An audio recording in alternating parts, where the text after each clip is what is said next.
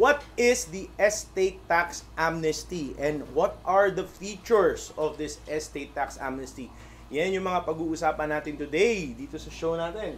Welcome to Legal Guide Philippines, where we simplify the law to help You make better choices. I'm Attorney Erwin Zagala and I'm with my partner. Attorney Ramon Ramirez. And joining us today are our associates. Attorney Dame Alfonso. Attorney Mark Masiglat. Yan, okay. So, iba naman ang ano natin ngayon, iba naman ang episode natin ngayon. No? So, today, we will be talking about the estate tax amnesty. Ano ba yan? No? So, as usual, we will be getting questions from our mga listeners and mga viewers, televiewers natin today. Okay, so let's, wag na tayo mag-atubili pa. And let's see, this one is coming from Norcaya S. Okay. Madalas nagtatanong sa Oo, atin. nako si Miss Norcaya. Thank you. Hello. Thank you for being one of our biggest fans. Ayan, no. So, what is the estate tax amnesty? Oh, very simple, no? Kasi I guess it's very important na maintindihan nila 'yan, no? Kasi may upcoming na deadline ng estate tax amnesty natin. No? So, ano ba yung estate tax amnesty? Before we can discuss ano ba yung estate tax amnesty, I think it's important that we discuss muna ano ba muna yung estate tax bago natin pag-usapan yung amnesty. Di ba? So, ano ba yung estate tax? So, estate tax is a tax na binabayaran when somebody dies. No? And binabayaran ito, and very important itong estate tax, pag merong iniwanang mga ari-arian yung namatay nating mahal sa buhay, no? So usually ano ba yung mga ari-arian na important? Usually mga titulo, no? Yung mga land or buildings or even condo units, yan, no? Pag may naiwang ganyan, naku, very important po bayaran yung estate tax. And usually ano pa ba, like pag may naiwan na pera sa bangko, or may naiwan na may mga shares of stock na naiwan, yan, kasi kailangan i-transfer po yan sa mga tagapagmana. And bago ma-transfer yan sa mga tagapagmana, very important under sa ating batas na mabayaran muna yung estate tax. Yan. So, yan yung regular natin na estate tax. Ngayon, sa tinagal-tagal ng batas ng estate tax, marami po kasing hindi nakakapag-comply sa pagbayad ng estate tax. No? So, marami po kaming mga kliyente sa aming law office, no, that 19 kopong-kopong pa, no, na namatay na yung lolo or lolo sa tuhod or whatever, andun pa rin sa pangalan yung titulo, nasa pangalan pa rin ng lolo sa tuhod. And then pag tinanong natin ano ba nangyari dito, hindi na po namin ma-transfer kasi baka ang laki-laki na po na babayaran na penalties, no. So please understand, guys, no, na under our tax law, pag hindi po nabayaran yung tax on time, meron pong ini-impose under din sa batas na mga penalties. Ano ba mga penalties na usually na ini-impose, Attorney Mark?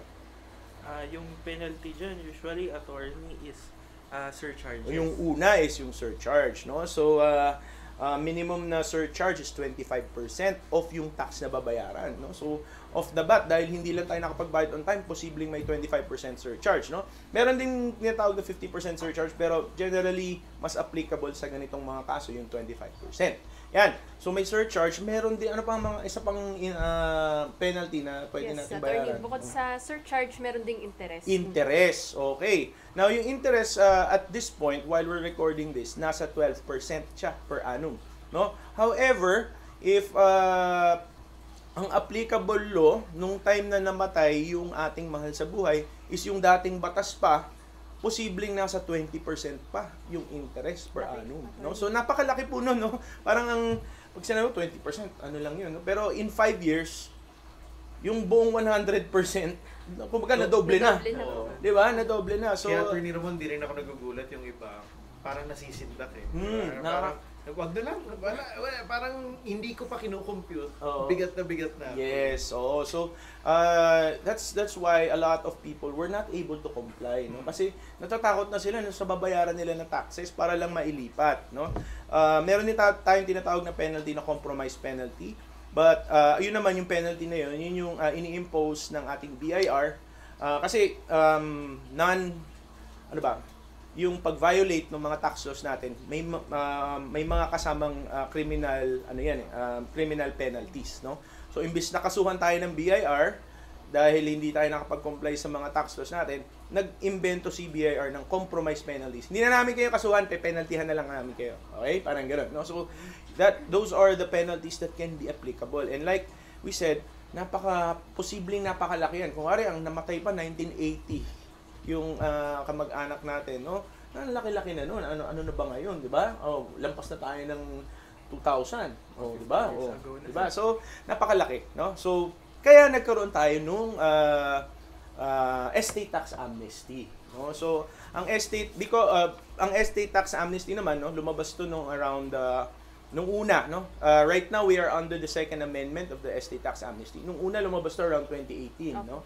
And ang cut-off niya, so lahat ng mga namatay up to December 31, 2017, absuelto sila, no? Or qualified sila sa estate tax amnesty, no? So napakagandang bagay noon for ano. And yung deadline at the time nung lumabas noong 2018, mga 3 years yan eh. So up to June 2021. Okay? Nagkaroon na first amendment nung June 2021, mukhang ito yung time ng pandemic eh. 'Di ba? So maraming hindi nakapag-avail nung estate tax amnesty. So sayang, no? Walang makalabas, walang walang makagalaw. So naisip ng ating legislature, ng Senate and Congress natin, i-extend natin. So in-extend nila yan noong 2021, yung deadline up to June 14, June 14, 2023 naman. Okay? Mukhang hindi naging pa rin, no? I don't know, for whatever reason, they did another extension. So this is unheard of, no? During the time na naging abogado ako and in my tax practice, parang hindi nag-extend ng ganito katindi yung amnesty, no? So yung new yung new deadline is already June 14, 2025, no? And guys, ginandahan pa nila yung cut-off ng mga qualified sa estate tax amnesty natin, hindi na December 31, 2017 up to May 31, 2022. No? So, lumaki pa yung mga pwedeng mag-avail ng ating estate tax amnesty. So, may tanong pala ako. Yes. Ano usually ang reason bakit nagpo-provide ng amnesty? Yan. So, for me, it's an elegant solution, no? Yung amnesty, no? So, yung tax amnesty.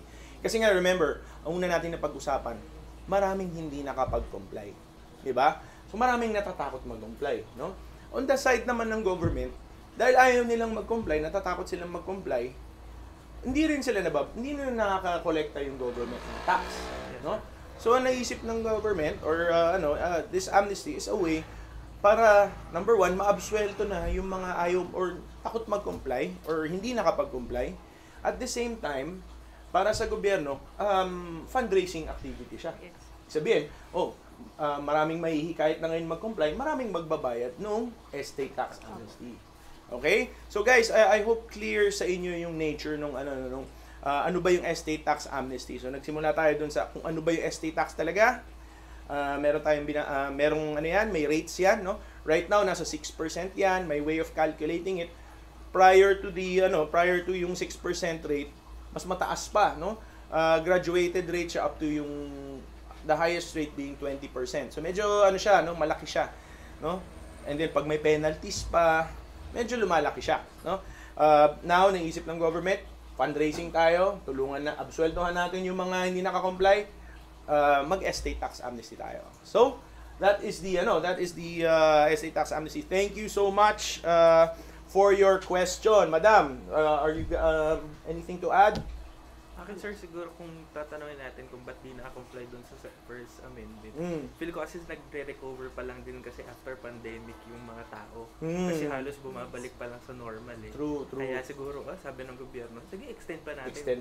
Para lang pagbigyan. Mukha bang ma-extend pa? Parang, guys, if you have not complied with the estate tax amnesty or hindi pa kayo nakakapag-avail, please try to do it now kasi parang wala kaming balita kung may extend pa for a third, no? To be clear, as of the date of recording today, which is May 27, 2025. Okay, no? So guys, sa ngayon wala, no? Sana meron, fingers crossed, pero actually itong second extension nga for me very no? Very generous na. Yes, sir. No? So guys, please avail. Our next question, next na tayo. This is from Celestine. Celestine R. Isa pang madalas magtanong yan. So Celestine R, hello. Palaging nagko-comment yan, ano. So Celestine R is asking, what are the features naman of the estate tax amnesty? No, so bakit nga naman tayo mag-a-avail ng estate tax amnesty? So guys, it's very simple, no. Bakit tayo mag-a-avail ng estate tax amnesty? Remember, we were talking about yung regular na estate tax, no? Pag hindi natin nabayaran yan, dati 6 months, no? Within 6 months, dapat mabayaran yung tax. After that, naging within 1 year, dapat bayaran yung estate tax. Pag hindi po natin nabayaran yan, medyo magkakaroon na tayo ng penalties. Number 1, yung surcharge. Number 2, yung interest. Depende kung kailan namatay, 20%, 12%. Diba? And meron din tayong mga compromise penalties na kailangan bayaran, no? So, but if we avail of yung estate tax amnesty, waived lahat yan. No? So guys, napakaganda, laking kaginhawaan, no? Malaking tinik na matatanggal sa atin if we avail of the estate tax amnesty. Kasi lahat ng penalties, absuelto, tanggal, wala. Hindi na kayo impose ng penalties. Also, ang isa pang maganda na feature ng ating estate tax amnesty is yung tax rate na gagamitin is yung 6%. Okay? Ngayon, today it's already 6%, no? But prior to 2018, hindi pa siya 6%, no? So, yung mga namatay na mga before 2018, hindi pa nakakapag-comply sa sa estate tax amnesty or sa estate tax, sa pagbayad ng estate tax. Under the estate tax amnesty, hindi nyo gagamitin yung old rate, no? Ang gagamitin nyo na yung mas mababang 6% rate, no? So double whammy, no? Parang avail of the promo now. Oo, di ba? Napakagandang promo, no? Kasi mababa na yung rate and tanggal lahat ng penalties. Yun nga lang, promo ends. Yun nga lang guys, no? Avail now because ang promo ends June 14, 2025, no? Pag hindi natin nagawa yun, hindi po natin avail before that time, balik na naman po tayo sa no? Balik po tayo sa regular rate wherein baka may penalties na. Pwedeng mataas yung rate kasi before 2018 namatay or 6%, no? So balik na naman sa dati, no? So guys, if you are still considering or nag-iisip pa kayo or whatever, please consult a professional that does estate tax. And consult nyo na, dapat na ba kaming mag-comply, no? For me, the answer is always yes. Yes, while supplies last. While supplies last, please. Wag po nating sayangin, no? Ang napakagandang ginawa sa atin ng ano tawag dito? Yung amnesty that our legislature is Okay, next. Sige. Ang next nating nagtanong ay si Sammy. Okay, sabi niya, how do I know if our family can avail of the estate tax amnesty? And what happens if we don't avail of the amnesty before the deadline? So, does anybody want to weigh in? Ano ba mangyayari? Or how can we know? The first question is, how do I know if our family can avail of the estate tax amnesty? So, how do we know?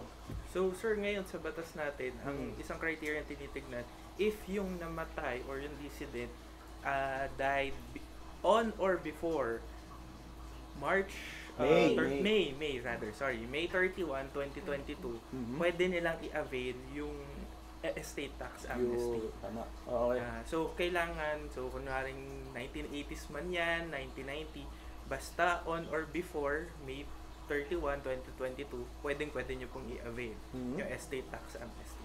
Yes. And of course, we already talked about this earlier, but anong mangyayari pag hindi sila avail? of Ayun the na. amnesty. Oo. Pag hindi sila naka-avail, attorney, again, ang deadline po is June 14, 2025. So, pag hindi nyo na-avail ang estate tax amnesty, magkakaroon na kayo ng mga penalties. And yung mga penalties na yon, napakasakit, attorney, kasi bibilangin simula kung kailan namatay. Kailan, So, oo, and kailan dapat nagbayad. Dapat nagbayad. Oo. So, medyo mas malaki yung babayaran.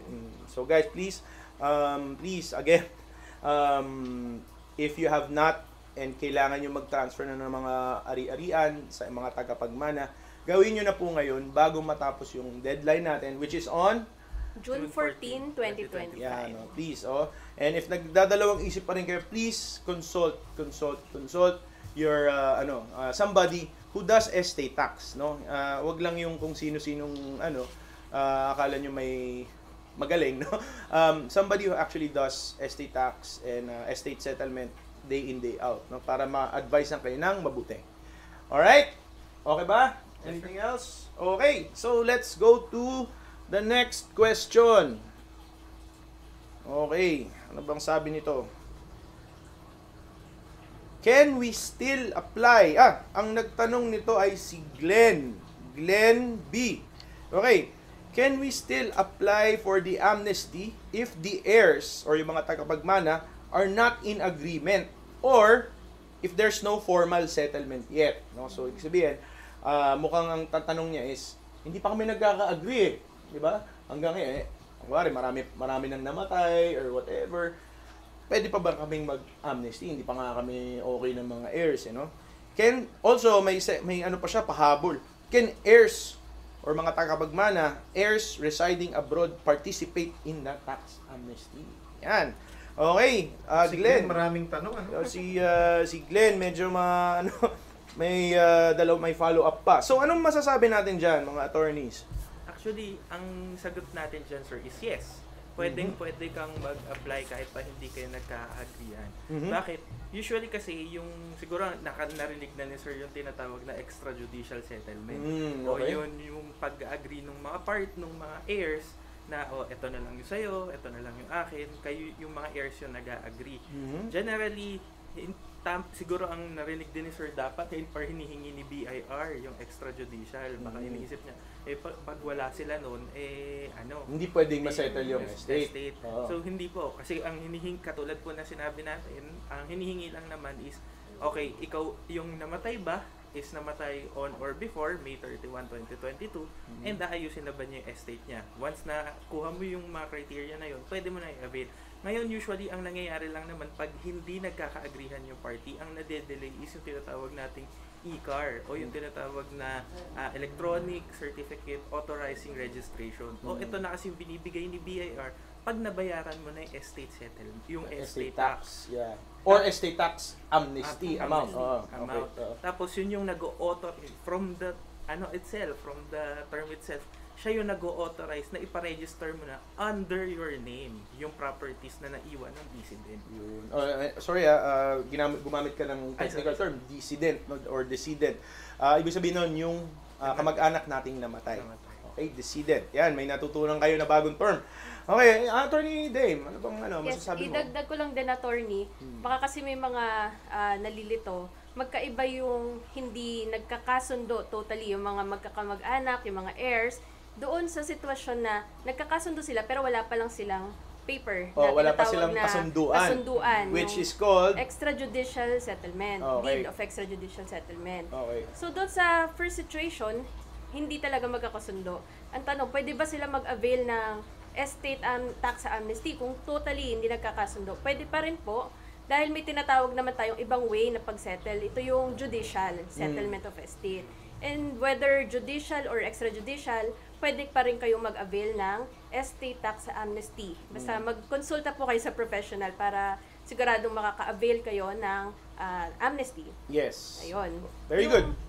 Ay, dagdag ko lang din po, yung sa part naman na may extra, nagkakasundo sila pero wala pang deed of extrajudicial settlement, pwede pa rin po. Basta mag-comply lang do sa ibang requirements, ang magiging issue na lang dyan yung sinabi ni Attorney Mark, medyo madedelay yung release ng e-car.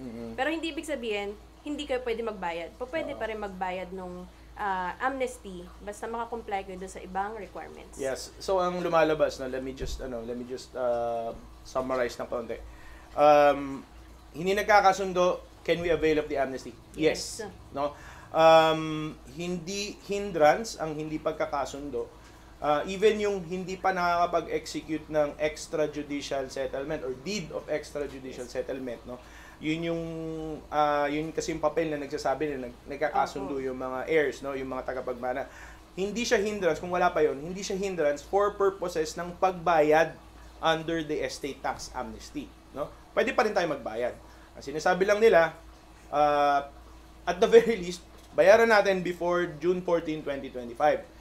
Hindi lang siguro automatic na dahil nabayaran niyo na maita-transfer na sa mga tagapagmana. Okay? Kasi may kailangan pa kayong mga ikumpleto no? Pag yung next step kasi is yung ICAR nga, no? Yun yung katunayan para kay BIR na bayad na tayo, 'di ba? Bago ilabas ng BIR yun, kailangan meron ng judicial or extrajudicial settlement, no? So matatagalan lang yung next steps, pero at least nabayaran nyo na yung tax within the deadline, no? So that's what's important. What about yung mga abroad, heirs residing abroad? Pwede ba yon? Pwede, sir. Yes, Actually, yan nga yung madalas na nagiging issue nila, sir. Kasi, sir, yung mga kamag-anak ko nasa ibang bansa, paano yun? So, usually, your legal professional knows what to do. Pero kung tatanungin nyo kami, ang pinakamabilis na process, or pinaka nire-require minsan is for your family who are living abroad na mag-execute ng tinatawag ng SPA o Special Power of Attorney. At the same time, para ipa-authenticate yon sa consul or ipa-apostille.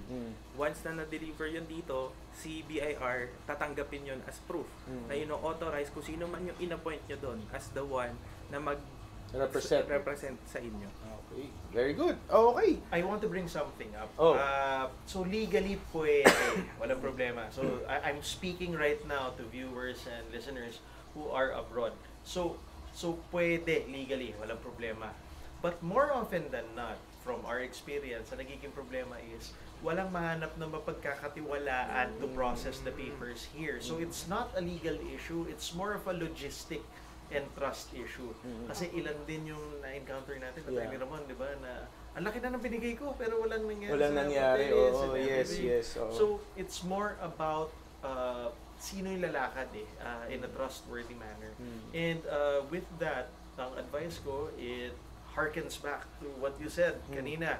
Always consult trusted professionals who have experience in this arena. Yes. Kasi mahirap naman na kayo yung pagpa-practicean. Di ba? Na, hindi, kaya ko yan lakarin. Yung para first time gagawin. And they learn at your expense. The problem is, may hinahabol tayo kasi only while supplies last. Because of the amnesty. So go for trusted, knowledgeable professionals for this one.